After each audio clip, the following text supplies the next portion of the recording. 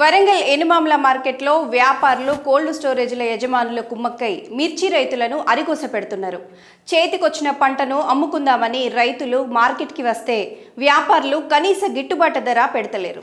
అరిగోస పడుతున్న రైతులు కోల్డ్ స్టోరేజ్ల ఎదుట ఆందోళన చేపట్టారు. చేతికొచ్చిన పంటను అమ్ముకుందామని రైతులు మార్కెట్కి వస్తే వ్యాపారులు కనీస గిట్టుబాటు ధర పెడతలేరు.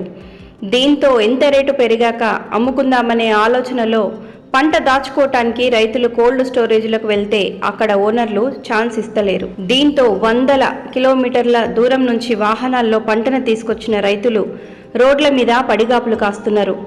అధికారులకు చెప్పినా పట్టించుకోకపోవడంతో శుక్రవారం కోల్డ్ స్టోరేజ్ల ఎదుట ఆందోళనకు దిగారు.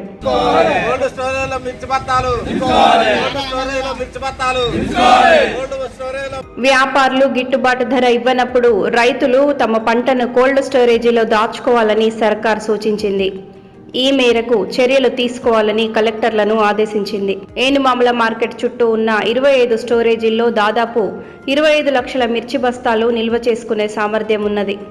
దీంతో వ్యాపారుల మోసాన్ని గ్రహించిన రైతులు తమ పంటను దాచుకోవడానికి కోల్డ్ స్టోరేజీల బాట పడుతున్నారు. అయితే ఇది తెలుసుకున్న దళారులు కోల్డ్ స్టోరేజీల ఓనర్లతో కుమ్మక్కై వాటిని బ్లాక్ చేయిస్తున్నారు. స్టోరేజీలన్నీ నిండిపోయాయని వాటి ఓనర్లు చెబుతుండటంతో రైతులకు దిక్కు తోచడం లేదు. మా పంటను దాచుకోనివ్వట్లేదని రైతులు ఆందోళన చేస్తున్నారు. ఏనుమాముల మార్కెట్కు మిర్చి అమ్ముదామని అర్తిదారులు క్వింటాల్ ధర 14,000 లోపే చెప్పిండ్రు. ఎంతో కొంత ధర వచ్చే వరకు దాచుకుందామని పంటను కోల్డ్ స్టోరేజీకి తీసుకొచ్చిన 2 రోజులుగా మిర్చి వాహనాల్లోనే ఉంది. స్టోరేజీల లోపల స్థలం లేదని చెప్తుండ్రు. వాటికి టచ్లో ఉండే దళారులు పట్టుకొచ్చే బస్తాలను మాత్రం తీసుకుంటున్నారు. రైతుల కోసం పెట్టమని చెప్పిన కోల్డ్ స్టోరేజీలు వ్యాపారులకే ఇస్తున్నారు. కలెక్టర్ స్పందించి రైతులకు న్యాయం చేయాలని వారు కోరుతున్నారు.